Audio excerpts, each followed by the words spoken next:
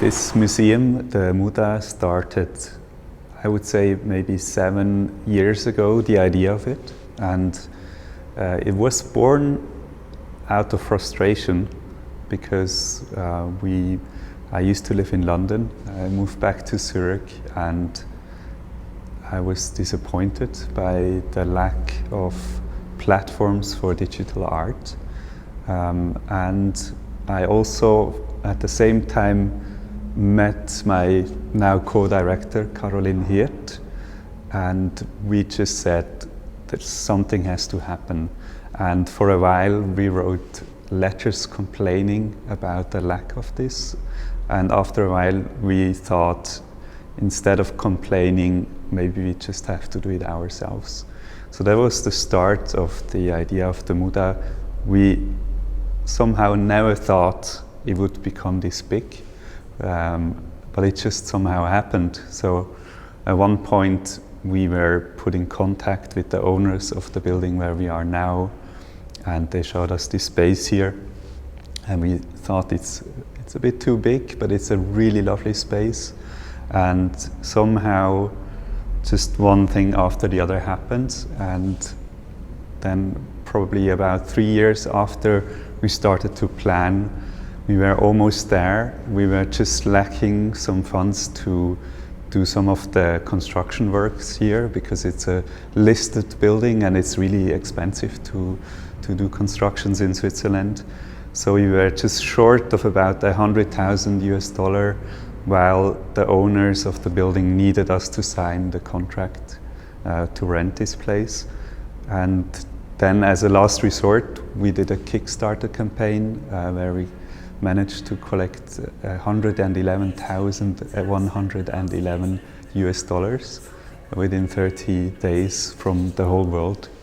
And this was kind of then the start of the construction, and also a sign that people want this space to happen, that it's not just a dream of two dreamers, but it's actually, there's a real demand and a real interest and curiosity in digital arts.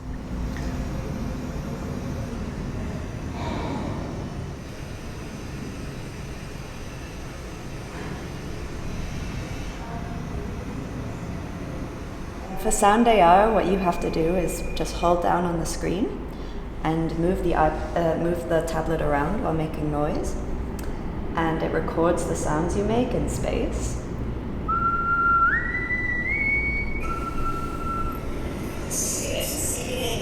And as you move the tablet through these visualizations, it plays the sound again, and it even controls whether you move forward or backwards. It plays it backwards or forwards.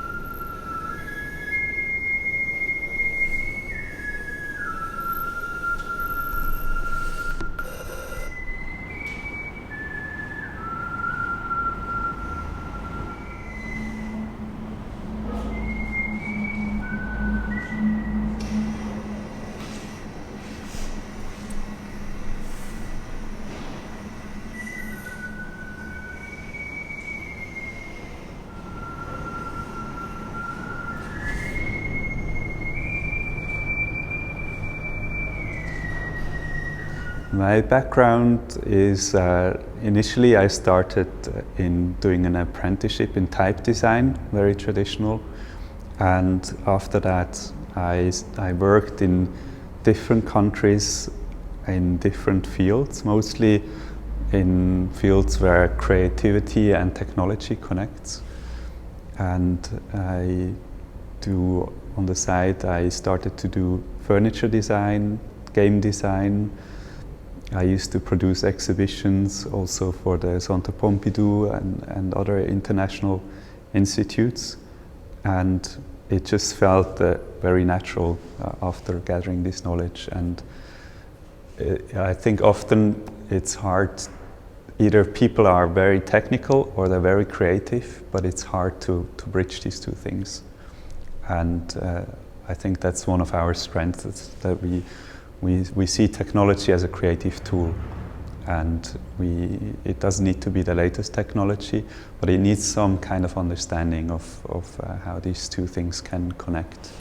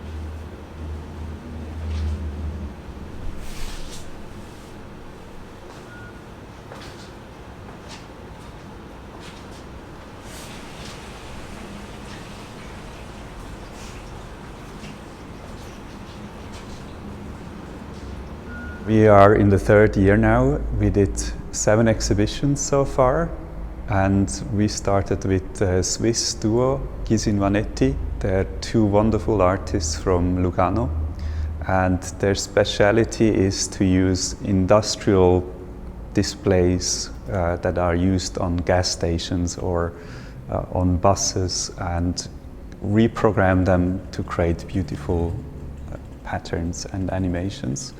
So we started with the opening exhibition while having here a huge 7-ton display, which was decommissioned by the Swiss railway company, and it was 30 meters long, had a gazillion motors in there, and the 2 artists reprogrammed it to create a new choreography on the timetable. So they were a great start to show what is possible, and also that digital art doesn't mean screens. It can be very physical.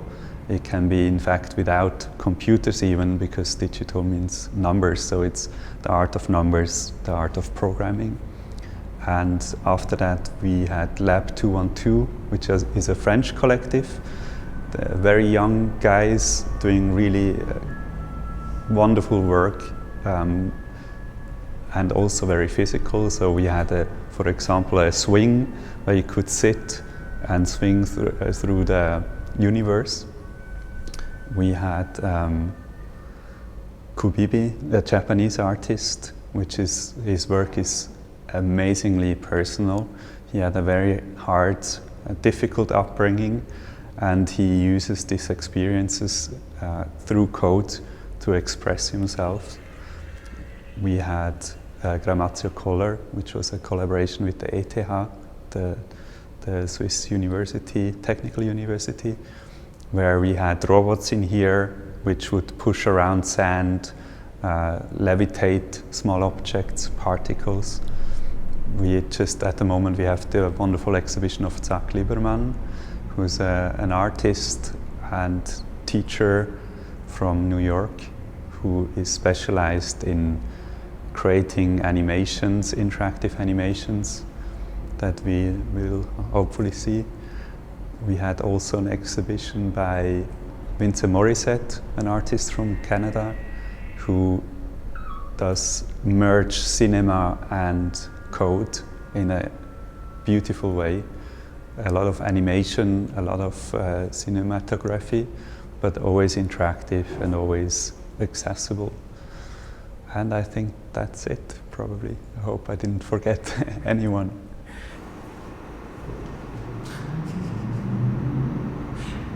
I'd like to have that in my home, you know? Yeah, right. Okay, I need a maybe new home. downsize it, but yeah. Yeah, no, I always thought it would be really cool. I don't know, it's very peaceful almost in a way.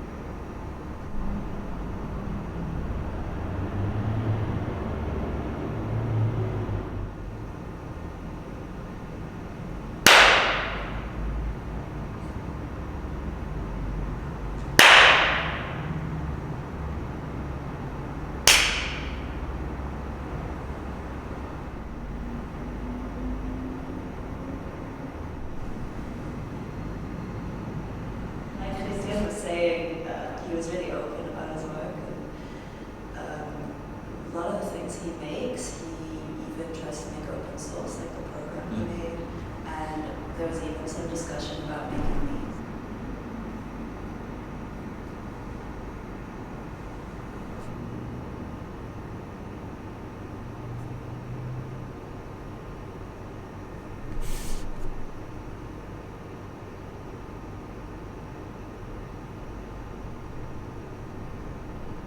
So Zach Lieberman became known when they published an application called Open Frameworks.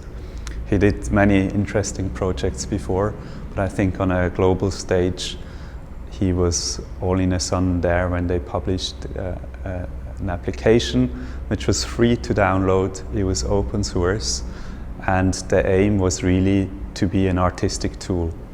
It was very powerful. It was C++, so with a powerful programming language behind. And the aim was really to do media art, to create visuals, create audio, play with audio, film.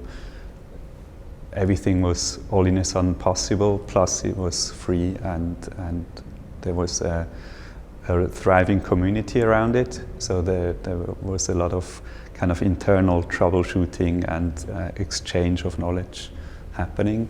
And this was, I believe, about 10 years ago when this started, and allowed a lot of people around the world to program in a creative way and artistic way, and express themselves, their thoughts through code in the end.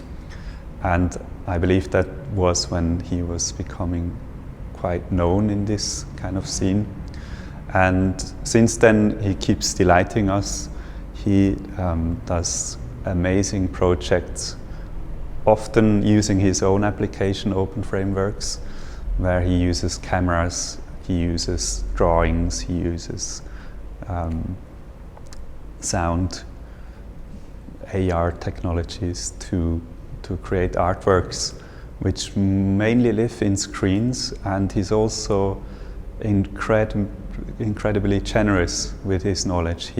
He's a lot about sharing.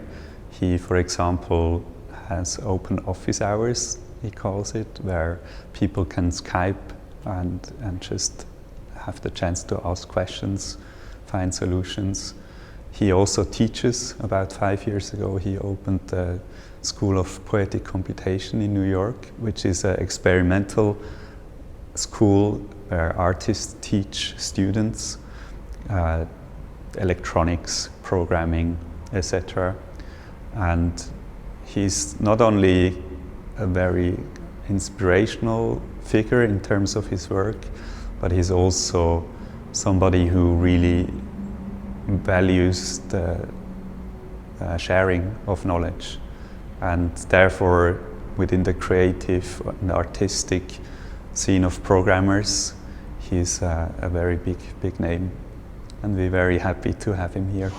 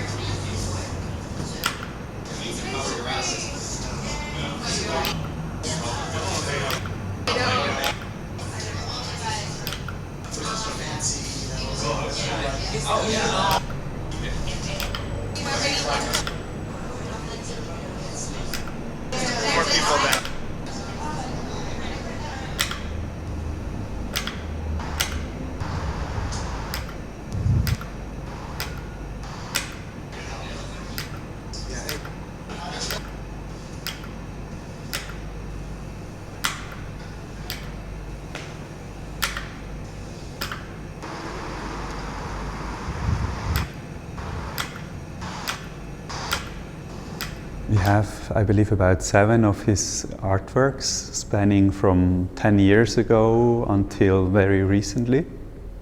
We have artworks which we thought suit this space and represent his volume of work. We have, for example, behind me, Sound AR, which is a augmented reality installation. We have an installation where we actually film him on a daily, in his daily routine, where you can explore his process, his environment, how he works in New York. We have an installation called Suits, which is a Kinect that tracks bodies and creates a virtual representation or a virtual dress for the visitors. We also have this huge wall which displays almost 1,000 of his daily sketches, which are curated by a neural network. And we have Expression Mirror, which is a tool which is mainly used usually in hidden places, which is a camera that can detect your emotional state, looking at your face. And he uses this to talk about this, but in a very playful way. We have an installation called Más la Cara, which was initially a public installation downtown Houston, and is an installation that creates a mask for everyone that stands in front of it. And we have his oldest work is called Drawn, which is a wonderful interactive installation where people can draw, and the camera tracks the drawing and creates an interactive version of it. So they're not, we always say at the MuDA we want less works, but give them space and have visitors given the time to explore them in depth.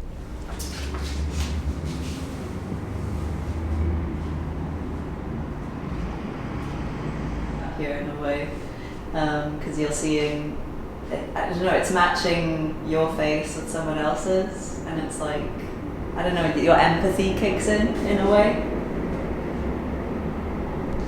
Yeah, I think what's interesting is the discussion about digital art.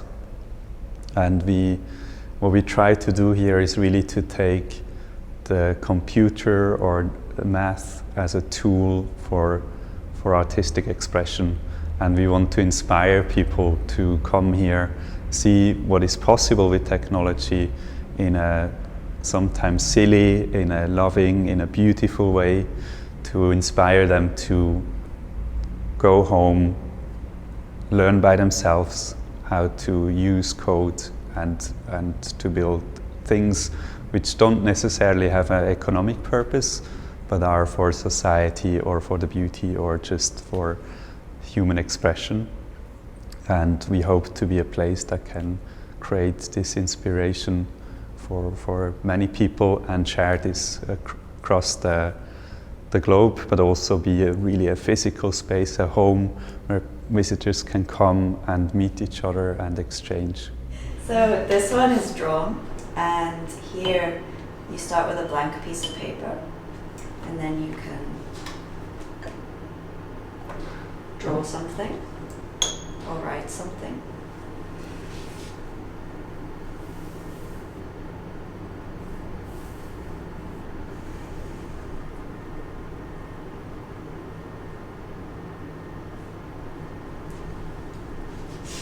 And then you press capture and take away the sheet of paper. And now you can actually interact with the drawing. So the algorithm calculates where everything is that you've drawn, and then you can actually move it. And there's different animations and different modes that it can do. And the sounds as well are affected by what you've drawn. So it's really a whole interactive experience. And then sometimes if it disappears, you can always get it back again.